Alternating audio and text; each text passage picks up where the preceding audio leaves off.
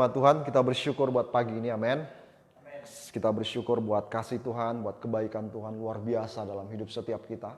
Saya percaya bahwa setiap hari, setiap jam, setiap menit, bahkan setiap detik, Tuhan tidak pernah meninggalkan saudara dan saya. Itu adalah kabar baik buat setiap kita. Dia, Tuhan, Allah Roh Kudus, itu selalu bersama-sama dengan kita. Dia ada dalam hidup saudara, Dia ada dalam roh saudara, Dia ada dalam setiap batin kita, dan Dia menolong kita.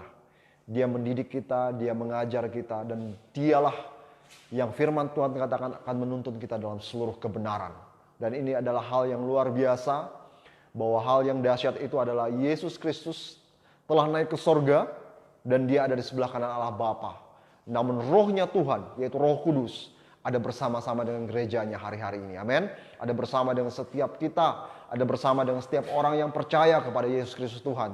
Roh Kudus adalah roh penolong. Dia disebut parakletos atau penolong pribadi yang senantiasa menolong dalam setiap kehidupan kita.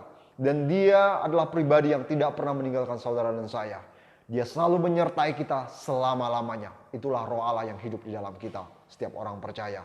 Dan saya sungguh bersyukur bahwa kita semua anak-anak Tuhan, khususnya jemaat yang ada di tempat ini maupun jemaat yang mendengarkan ibadah ini lewat streaming dan menonton acara ini, saya percaya bahwa setiap kita adalah anak-anak Tuhan, anak-anak yang percaya, yang tidak mundur, yang tidak menyerah, yang tidak jatuh dan tergeletak. Tapi anak-anak Tuhan yang mungkin jatuh hari-hari ini atau tergeletak, tapi engkau bangkit kembali dalam kasih dan anugerah Tuhan. Amin. Sebab kita bukanlah orang-orang yang ketinggalan, tapi kita adalah orang-orang yang terus melangkah dalam iman. Kita adalah orang-orang yang terus bergerak dalam perlombaan yang Tuhan katakan, firman Tuhan katakan bahwa kita sebagai orang percaya masuk dalam sebuah perlombaan. Yaitu perlombaan apa, saudara? Perlombaan iman. Hidup kita berlomba-lomba dalam iman yang Tuhan anugerahkan dalam hidup kita. Amin. Untuk meraih kehidupan yang lebih indah lagi bersama dengan Tuhan.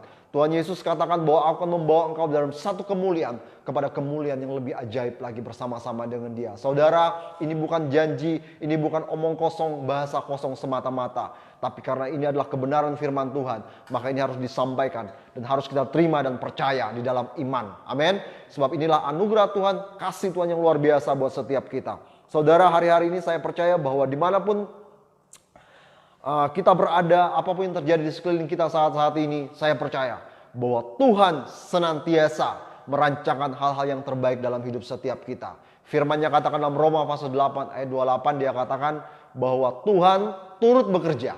Dia katakan turut bekerja dalam semua perkara, tidak hanya satu dua perkara, tidak hanya perkara-perkara yang besar, tapi juga dengan perkara-perkara yang kecil, yang detail sekalipun.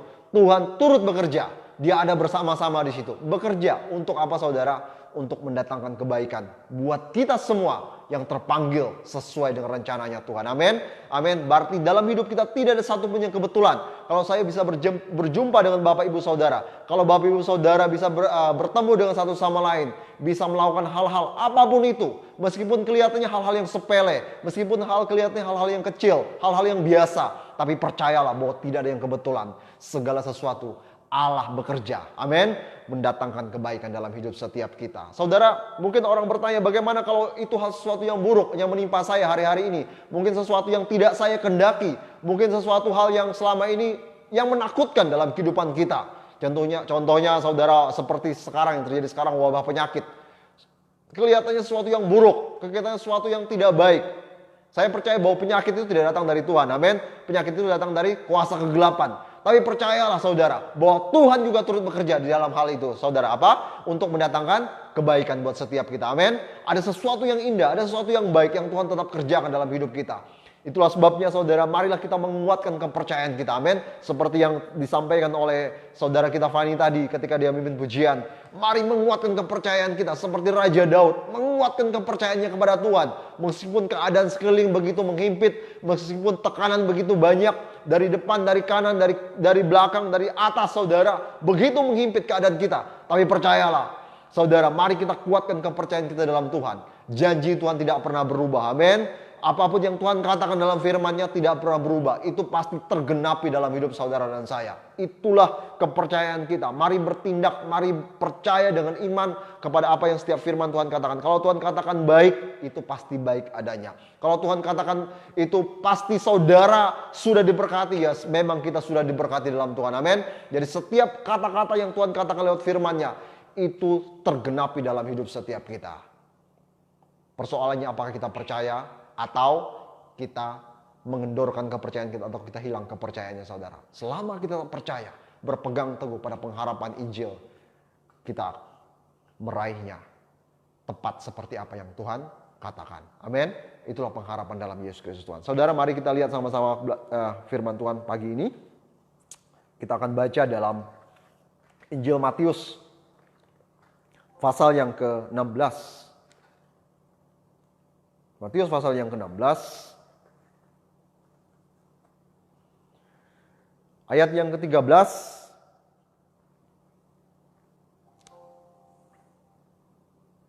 sampai ayat yang ke-20. Matius pasal 16 ayat 13 sampai yang ke-20. Judulnya pengakuan Petrus. Setelah Yesus tiba di daerah Kaisarea Filipi, ia bertanya kepada murid-muridnya, kata orang, siapakah anak manusia itu? Jawab mereka, ada yang mengatakan Yohanes Pembaptis, ada juga yang mengatakan Elia, dan ada pula yang mengatakan Yeremia atau salah seorang dari para nabi. Lalu Yesus bertanya kepada mereka, tetapi apa katamu? Siapakah aku ini? Maka jawab Simon Petrus, engkau adalah Mesias, Anak Allah yang hidup. Kata Yesus kepadanya, berbahagialah engkau Simon bin Yunus, sebab bukan manusia yang menyatakan itu kepadamu, melainkan Bapa-Ku yang di sorga. Dan aku pun berkata kepadamu, engkau adalah Petrus, dan di atas batu karang ini, aku akan mendirikan jemaatku, dan alam maut tidak akan menguasainya. Kepadamu akan kuberikan kunci kerajaan sorga. Apa yang kau ikat di dunia ini akan terikat di sorga. Dan apa yang kau lepaskan di dunia ini akan terlepas di sorga. Lalu Yesus melarang murid-muridnya supaya jangan memberitahukan kepada siapapun bahwa ia Mesias. Amin. Saudara, ini kebenaran firman Tuhan.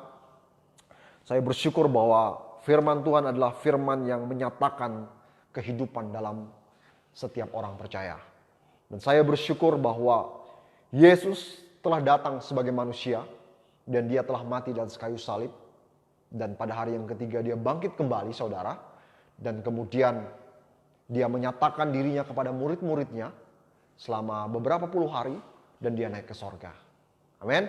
Dan oleh ilham Roh Kudus maka para murid-muridnya berangkat ke seluruh penjuru dan mereka memberitakan Injil yang luar biasa itu.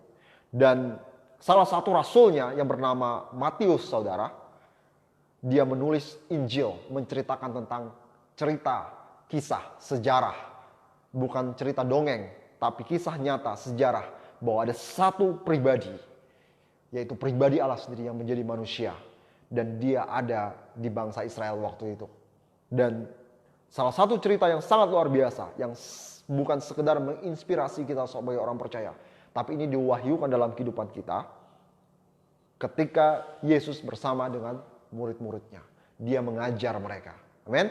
Nah, saudara, saya bersyukur Yesus memilih murid-muridnya bukan dari kalangan orang-orang terpandang, bukan dari kalangan orang-orang yang pintar, cerdik, cendekia. Yesus memilih para muridnya rata-rata mereka adalah para nelayan, orang-orang biasa, orang-orang miskin dari daerah Galilea. Mereka hanya punya kemampuan menangkap ikan. Dan Yesus pergi ke daerah itu, dia memilih murid-muridnya di sana. Singkatnya dia pilih beberapa orang, ada juga yang bukan dari nelayan, tapi dari kalangan orang-orang yang tidak terpandang. Ada yang dari pemungut cukai, salah satunya seperti Matius, dia adalah pemungut cukai, orang yang dianggap najis di daerah itu, di daerah Israel zaman itu, karena pemungut cukai itu adalah kayak seperti mafia pajak. Jadi bukan orang baik buat orang zaman itu. Bukan orang yang beragama, bukan orang yang hafal kitab Taurat, bukan orang yang melaksanakan hukum-hukum Taurat dengan baik. Jadi orang-orang seperti ini adalah sampah masyarakat di zaman itu. Jadi mereka bukan orang-orang yang hebat. Dan Yesus juga memilih beberapa muridnya seperti Simon Petrus, seperti Yohanes, seperti Yakobus. Mereka adalah orang-orang yang berlatar belakang sebagai pekerja nelayan.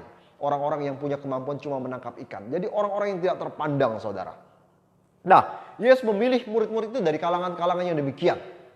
Nah, sehingga ketika dalam perjalanan kehidupan sehari-hari, orang-orang di bangsa Israel zaman itu, mereka begitu heran dengan Yesus. Kenapa mereka heran? Kenapa Yesus yang mereka pandang adalah orang yang berhikmat, seorang rabi, seorang pengajar, seorang guru, dan pembuat mujizat yang luar biasa kala itu.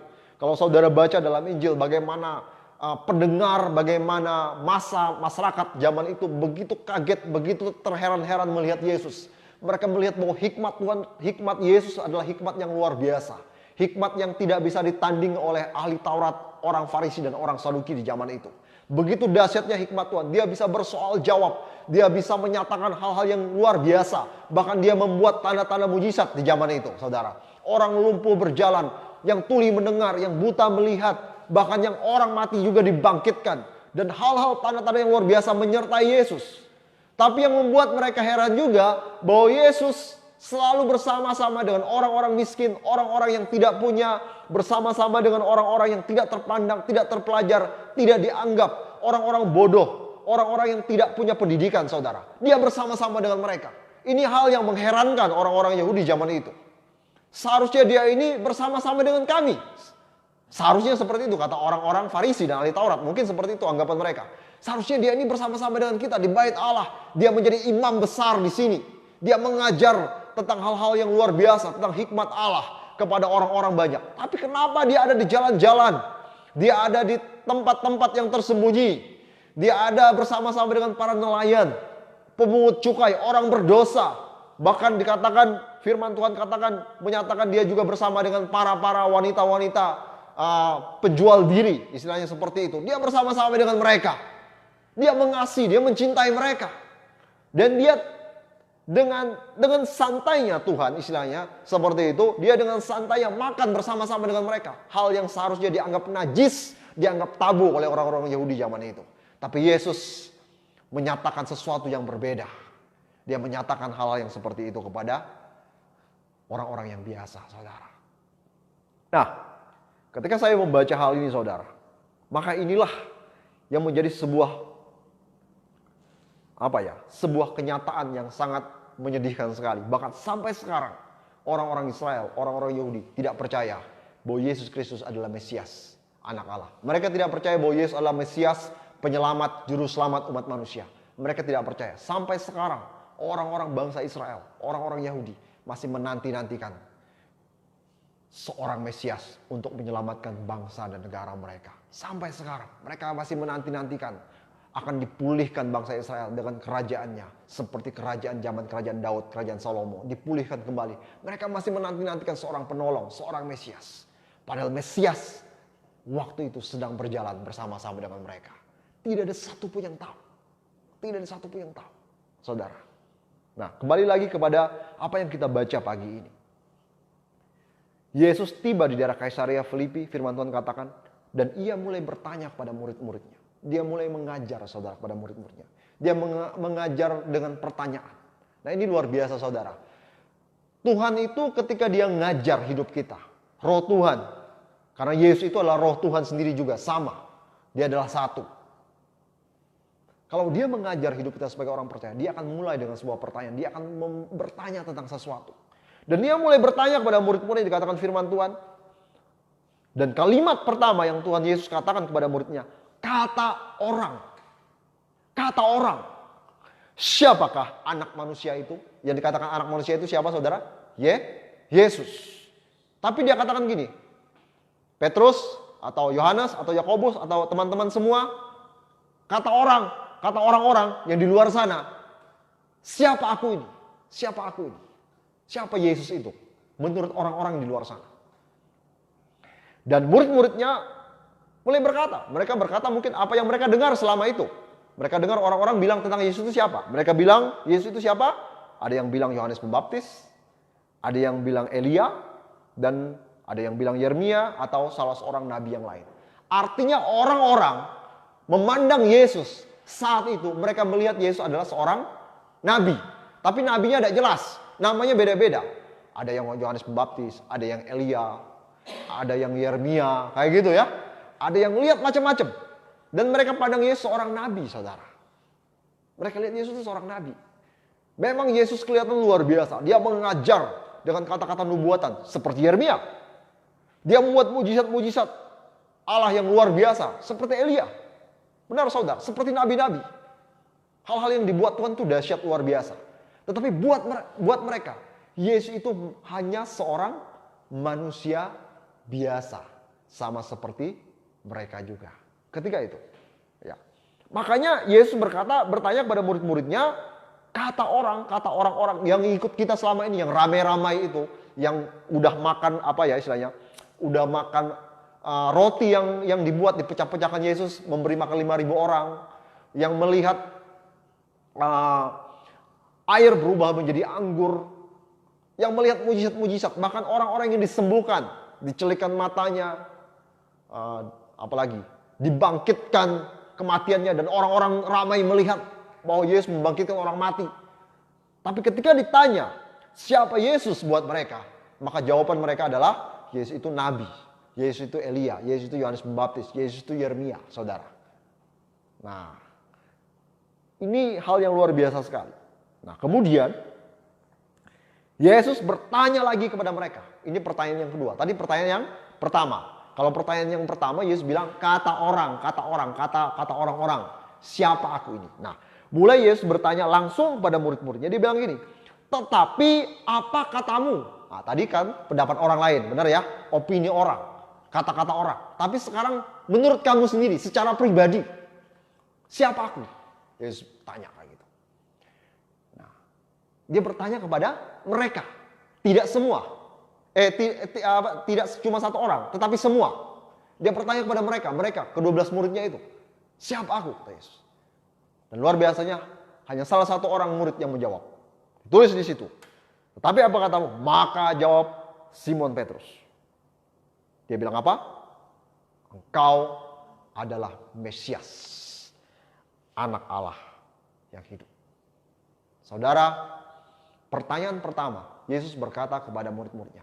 Kata orang, kata pendapat orang yang selama ini bersama-sama dengan kita, murid-murid yang lain, bahkan orang ramai, jemaat Tuhan, kata orang, kata pendeta, kata ahli Taurat, kata orang Farisi, kata orang Saduki, kata orang-orang yang menonton bersama-sama dengan kita setiap hari, kata orang siapa aku? Dan mereka menjawab dia nabi, dia Elia, dia Yeremia, dia juga Yohanes Pembaptis. Pada Yohanes Pembaptis waktu itu ada bersama-sama dengan Yesus mungkin waktu itu, zaman itu. Dia ada juga di bangsa Israel. Waktu itu, di zaman itu. Tapi mereka menyamakan dia seperti Yohanes Pembaptis, Elia, Yeremia, dan nabi yang lain. Itu pendapat orang. Setelah melihat apa yang dilakukan oleh Yesus. Dan mulai Yesus bertanya kepada muridnya langsung. Tetapi kamu, menurut kamu yang bersama-sama dengan aku setiap hari. Kamu yang bergaul dengan aku setiap hari. Katamu, menurut kamu, siapa aku? Siapa aku? Yesus ini. Dan salah seorang muridnya bernama Simon Petrus, dia menjawab. Dengan tegas, dia menyatakan, engkau Mesias. Mesias itu artinya apa saudara? Juru selamat. Engkau Mesias, engkau penyelamat, engkau juru selamat. Dan dia tidak hanya katakan Yesus juru selamat, Mesias. Tapi dia katakan kalimat yang kedua apa? Anak Allah yang hidup. Wow, saudara. Saya jelaskan situasinya seperti ini. Di saat itu, mereka bukanlah orang beragama Kristen. Dengar ya, murid-muridnya agama Kristen belum ada zaman itu. Belum ada agama Kristen Protestan, belum ada Kristen Katolik kayak gitu, belum ada. Kristen Protestan, Kristen Katolik itu terjadi setelah zaman Kisah Para Rasul, saudara. Nah, di zaman Yesus, mereka beragama apa? Yahudi. Orang Yahudi. Dan orang Yahudi itu cuma percaya cuma satu Tuhan, satu Allah. Benar ya? Namanya Allah Yehova. Oke. Allah Yehova yang membawa mereka keluar dari bangsa Mesir. Masuk ke tanah Kanan. Itu yang disembah orang Yahudi. Dengan seluruh hukum Taurat dan hukum agama mereka zaman itu. Jadi, Kalau sampai ada satu pribadi yang cuma seorang manusia menyatakan dirinya bahwa dia adalah anak Allah atau Allah sendiri, anak Allah saudara, maka itu adalah sebuah penghujatan. Sebuah istilahnya itu merendahkan Allah mereka. Penyesat mungkin zaman itu. Itulah sebabnya akhir perjalanan kalau kita lihat di kisah Injil, maka Yesus disalibkan oleh mereka, bangsa Yahudi. Memang penyaliban tetap harus terjadi, pengorbanan Yesus harus terjadi. Mungkin kalau tidak bangsa Yahudi menyalibkan Yesus, ya bangsa Romawi yang menyalibkan dia, kayak gitu. Tetapi hari itu, zaman itu, orang-orang Yahudi mendengar bahwa Yesus menyatakan dirinya sebagai anak Allah. Dan luar biasanya lagi, salah seorang dari muridnya bernama Simon bin Yunus atau Simon Petrus, yang notabene adalah orang Yahudi, beragama Yahudi, tiba-tiba mencetuskan kalimat itu, saudara. Dia berkata, engkau Mesias, engkau anak Allah yang hidup. Wow. Kenapa Petrus bisa menyatakan hal itu? Kita baca kalimat selanjutnya.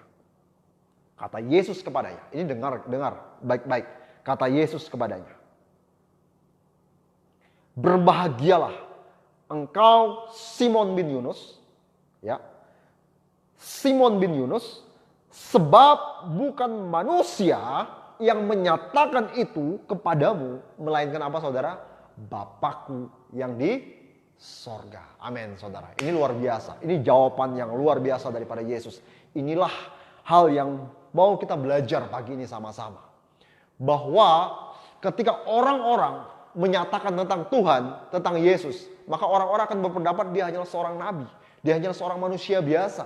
Dia mungkin buat mujizat. Dia mungkin mengajar orang banyak dengan hal yang luar biasa. Bahkan dia membangkitkan orang mati. Tapi dia hanya seorang manusia biasa, saudara. Selama belum Bapa menyatakan kepada manusia bahwa Yesus adalah Tuhan, maka yang di dalam diri kita tidak ada yang namanya sebuah kepercayaan bahwa Yesus adalah juru selamat, saudara. Itu.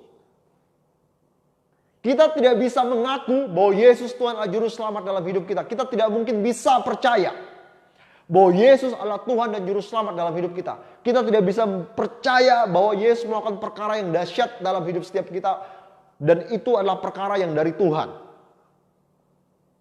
Selama belum Bapa sendiri yang mewahyukan itu dalam hidup kita secara pribadi, saudara. Amin. Amin. Selama hanya kita mendengar apa kata orang.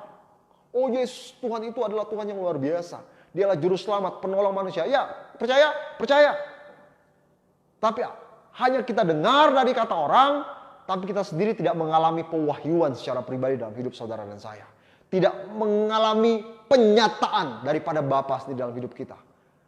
Itulah sebabnya gereja Tuhan gampang goncang, gampang mundur dari Tuhan. Kenapa ada banyak orang yang sudah percaya akhirnya mundur dari Tuhan? Karena mereka belum mengalami yang namanya penyataan daripada Bapa sendiri secara pribadi dalam hidup orang tersebut. Mereka cuma mendengar. Bahkan mungkin ada orang-orang percaya, mungkin sudah percaya jadi orang Kristen dari kecil. Dia sudah dibaptis dari kecil. KTP-nya adalah KTP Kristen. KTP-nya adalah KTP mungkin dia percaya Tuhan Yesus kayak gitu. Dan mungkin dia setiap hari Minggu ke gereja. Dia mendengarkan firman Tuhan. Ya, ada orang yang seperti itu. Tapi selama belum ada sebuah pewahyuan, belum ada sebuah penyataan daripada Bapa sendiri tentang Yesus dalam hidupnya secara pribadi, maka itu dasarnya hanyalah berdasarkan opini orang lain. Dasarnya hanya berdasarkan pendapat orang lain, saudara. Ya mungkin boleh percaya bahwa itu, oh Yesus Tuhan, Yesus adalah Raja, Yesus adalah penolong dalam hidupku, oh Yesus membuat mujizat dan segala macam. Makanya saudara, banyak sekali orang terima mujizat. Dia terima ketika kita didoain hamba Tuhan yang sakit disembuhkan. Tetapi untuk percaya bahwa Yesus adalah juru selamat, penyelamat dalam hidupnya, itu sangat susah sekali. Kenapa saudara? Itu butuh yang namanya sebuah pewahyuan kebenaran yang daripada Allah sendiri dalam hidupnya sebagai orang, sehingga dia bisa percaya. Itulah sebabnya ketika di zaman Yesus, semua yang bersama-sama dengan Yesus waktu itu, orang banyak, orang Farisi, Saduki dan ahli-ahli Taurat. Mereka adalah orang-orang yang pintar. Mereka adalah orang-orang yang menyelidiki kitab suci. Mereka adalah orang-orang yang mengerti tentang perjanjian Tuhan, Allah Jehovah dengan bangsa Israel. Mereka mengerti bahwa Mesias akan datang untuk menyelamatkan bangsa mereka. Mereka mengerti itu semua. Tapi ketika Yesus datang secara manusia dalam hidup mereka, mereka tidak mengenal dia. Mereka tidak mengerti siapa dia. Yang mereka tahu, oh Yesus pembuat ini. Di ujung, bahkan di ujungnya saudara, mereka lah yang menyalibkan Tuhan. Seharusnya orang ini menjadi penyelamat buat mereka, tapi mereka salibkan dia. Mereka katakan, kau penyesat, kau penghujat Allah kami. Kau orang yang tidak kami inginkan dalam hidup kami. Mereka lihat dengan mata kepala mereka sendiri bahwa Yesus membuat air menjadi anggur.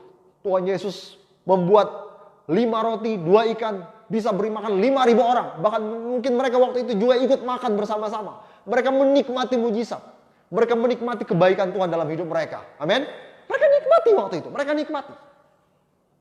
Tapi mereka tidak mengenal siapa Tuhan. Tidak ada penyingkapan. Tidak ada sebuah revelation. Sebuah wahyu. Dalam hidup setiap mereka. Kenapa saudara? Ini pertanyaan buat kita gereja Tuhan hari-hari ini. Ini sebuah pertanyaan saudara. Nah.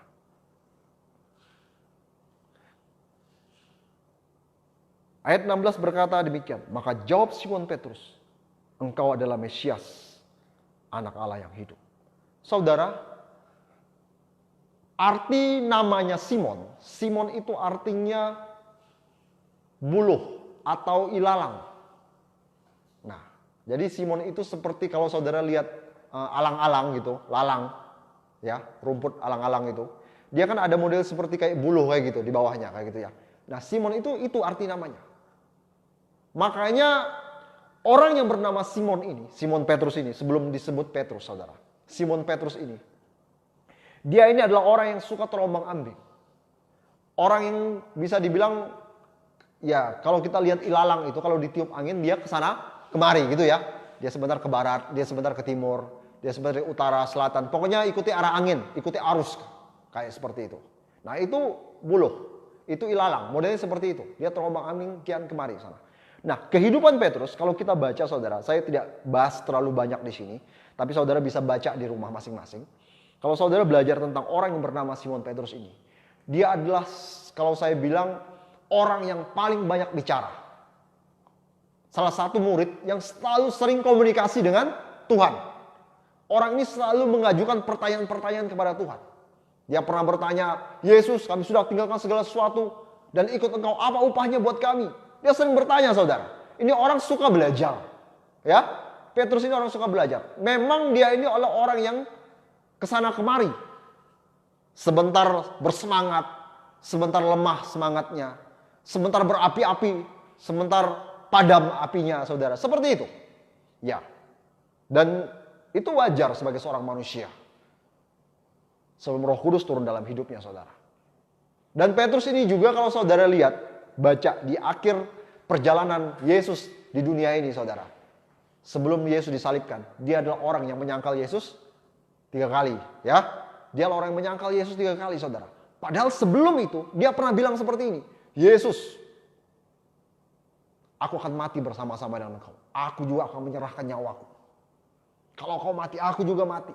Ini orang yang sepertinya luar biasa kayak gitu. Perkataan-perkataannya luar biasa. Ini adalah orang yang berani saudara. Dia adalah orang yang berani. Simon. Nah, tapi ketika dia berhadapan dengan hanya beberapa orang, perempuan dan anak kecil.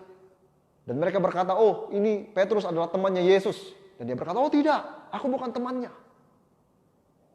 Bahkan yang kali ketiga dia sampai mengutuk dan menghujat. Dia bukan menghujat, tapi dia mengutuk. Dia mengucapkan sumpah bahwa dia bukanlah orang yang bersama-sama dengan Yesus. Saudara. Ya. Nah, sekarang kita mau belajar tentang orang ini. Sedikit saja. Tapi kita belajar tentang seorang Simon Petrus ini, saudara. Nah, Simon saya katakan tadi bahwa Simon ini adalah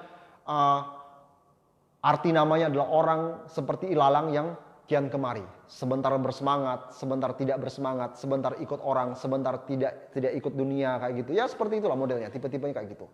Nah, ketika dia berjumpa dengan Yesus, Yesus mengubah namanya. Bukan mengubah ya mengubah, memberikan sebuah nama. Petrus. Nah, Petrus ini berasal dari kata Petra atau batu karang. Ya, batu karang. Nah, kalau saudara lihat batu karang, mungkin saudara pernah ke laut gitu loh, pernah lihat di laut ya, ada batu karang. Nah, batu karang itu kalau kita pergi di laut dekat Kendawangan ya, kalau kita pernah ke sana, ke satu pantai yang namanya Tanjung Batu. Nah, kita bisa lihat banyak batu di situ, batu karang ya. Dari karang laut itu berubah menjadi batu. Nah, kayak gitu. Itu batu karang. Jadi dia ada biasa di dalam laut atau di tengah-tengah laut kayak gitu. Itu batu karang. Nah, batu karang ini kalau kita lihat adalah batu yang selalu berdiri teguh. Tidak bisa diruntuhkan oleh ombak sebesar apapun. Benar ya? Kalau kita lihat batu karang, meskipun ada ombak besar yang datang, tsunami mungkin, saudara. Tsunami itu bisa merobohkan, bisa menghancurkan satu kota. Bisa merobohkan gedung yang bertingkat sebesar apapun. Tapi batu karang, meskipun mungkin diameternya hanya 5, 6, 10 meter. Tapi ombak yang besar tidak bisa meruntuhkannya, saudara. Nah, Petrus itu diambil dari nama ini, Petra, batu karang.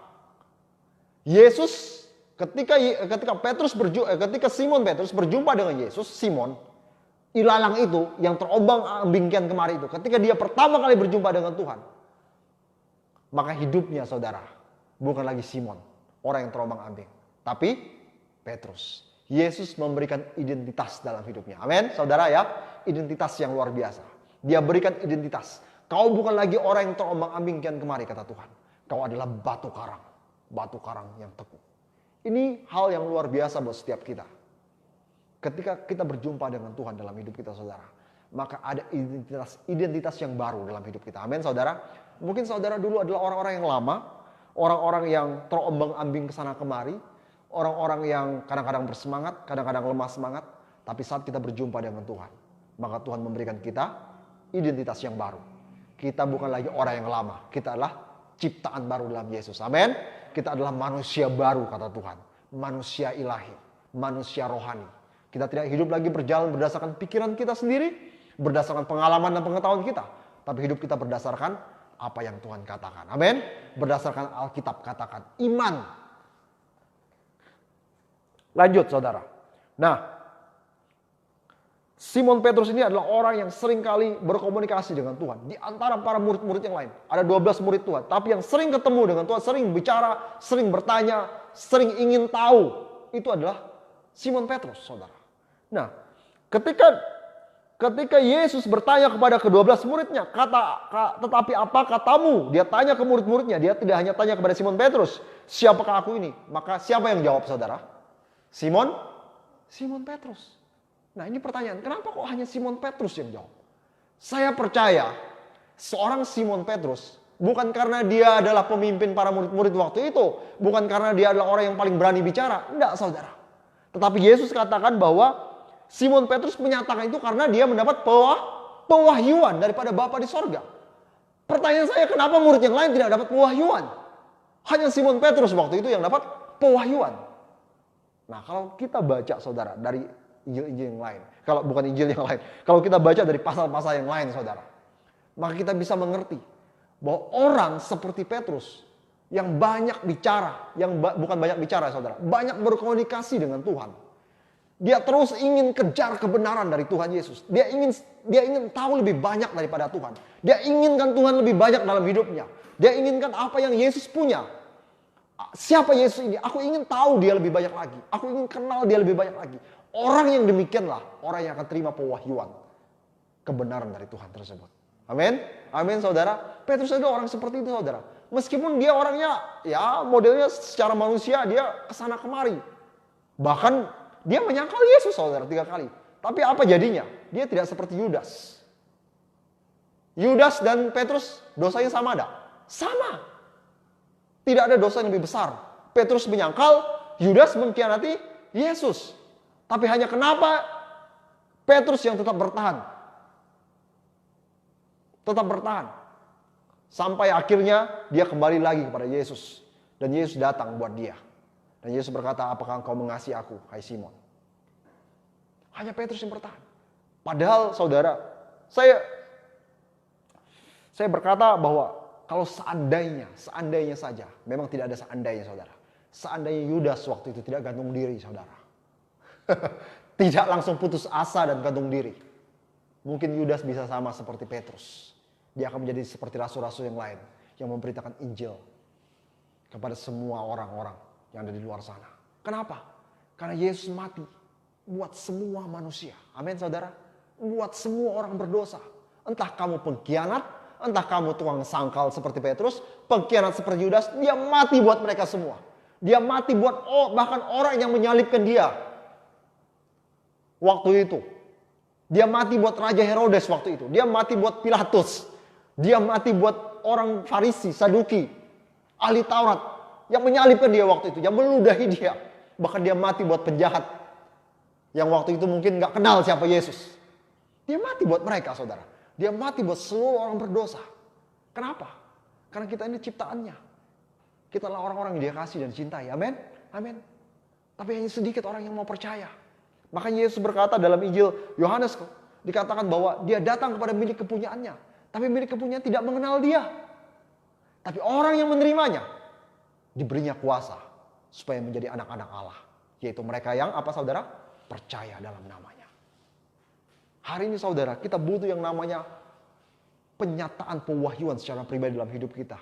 Dari Tuhan sendiri dalam hidup setiap kita. Amin. Mari kita bangun hubungan komunikasi dengan Tuhan kita. Jangan jadi seperti orang banyak. Atau seperti orang Farisi, Saduki, ahli Taurat. Mereka mungkin pintar Alkitab. Mereka mungkin pintar dengan pengetahuan firman segala macam. Tapi mereka tidak punya pengenalan pewahyuan dari Tuhan sendiri secara pribadi dalam hidup mereka. Makanya ketika Yesus tanya kepada mereka, siapa aku? Mereka jawabnya kemana-mana saudara.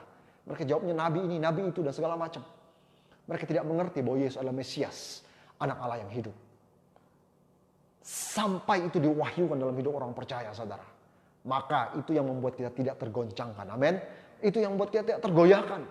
Meskipun lewati hal yang mengerikan sekalipun. Seperti Petrus. Pada akhir perjalanannya bersama dengan Yesus. Dia lewati sebuah hal yang mengerikan dalam hidupnya. Dia tahu bahwa Yesus adalah Mesias, anak Allah yang hidup. Dia tahu bahwa Yesus adalah Tuhan. Tapi ketika Yesus harus disalib dan mati di bukit Golgota.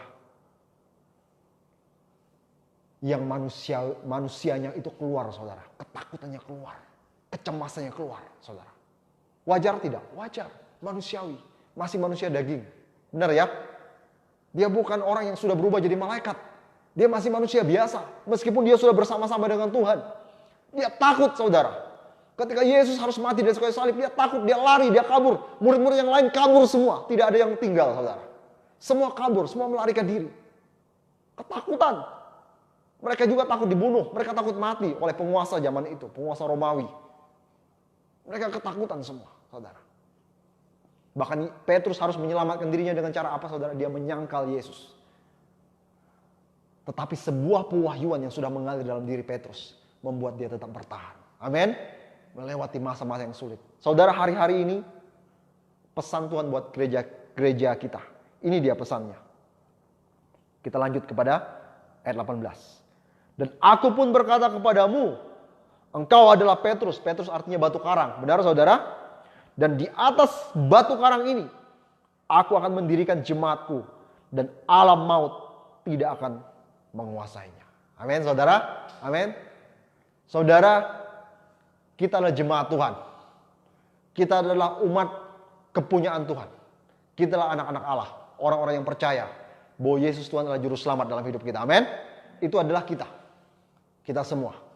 Kita yang telah mendengar firman. Kita percaya bahwa Yesus adalah Tuhan dalam hidup setiap kita. Dan Yesus katakan seperti ini. Di atas batu karang ini, aku mendirikan jemaatku.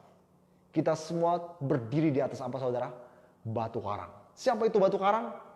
Yesus sendiri. Yesus sendiri adalah batu karang yang teguh. Dia adalah batu karang yang tidak tergoncangkan saudara. Sama seperti Petrus. Mungkin suatu saat kita akan mengalami hal yang paling sulit dalam hidup kita. Hari-hari ini. Ini belum seberapa saudara. Kita nggak tahu ke depannya seperti apa. Mungkin ada hal yang lebih sukar lagi terjadi di dunia ini. Mungkin ada hal-hal yang begitu menggoncangkan iman kita. Tapi percayalah. Ketika saudara dan saya, gereja Tuhan, punya pewahyuan tentang siapa Yesus dalam hidup setiap kita. Maka hal itu tidak akan membuat saudara mundur dan jatuh. Amin. Kita tidak seperti Yudas saudara. Orang yang mengkhianati Yesus dan akhirnya dia putus asa gantung diri. Dan semuanya lenyap. Tapi biarlah kita tetap seperti Petrus. Meskipun Petrus berjalan bersama Yesus, ketika itu dia harus menyangkal Yesus. Dia harus keluar manusia dagingnya. Ketakutan. Saudara, kadang-kadang kita menyangkal siapa Yesus dalam hidup kita. Benar, kita menyangkal mungkin tidak dengan ucapan. Tapi dengan tingkah laku kita menyangkal perbuatan-perbuatan yang baik yang Tuhan wahyukan dalam hidup kita. Kita menyangkal dengan hal-hal yang tidak benar dengan apa yang kita lakukan selama ini. Kita mendengar bahwa firman Tuhan itu adalah baik, kudus, dan benar. Tapi tingkah laku kita kadang-kadang tidak sejalan dengan apa yang firman Tuhan katakan. Amin. Seperti itu kehidupan kita. Kadang-kadang kita tidak selaras dengan firman Tuhan. Kita tidak selaras dengan kebenarannya. Kita memang sudah dibenarkan oleh darah Yesus. Tapi tingkah laku kita, perbuatan kita tidak selaras dengan kebenarannya. Dan itu seperti menyangkali kebenaran apa yang Tuhan telah berikan dalam hidup kita. Tapi tahukah saudara, firman Tuhan katakan seperti ini. Ketika dia datang ke bukit doa, Taman Getsemani, di situ dia berdoa. Dia mengajak murid-muridnya. Dan dia juga mengajak ketiga muridnya, yaitu Simon Petrus, Yohanes, dan Yakobus. Dan dia katakan, aku berdoa buat kamu, supaya imanmu tidak tergoncang.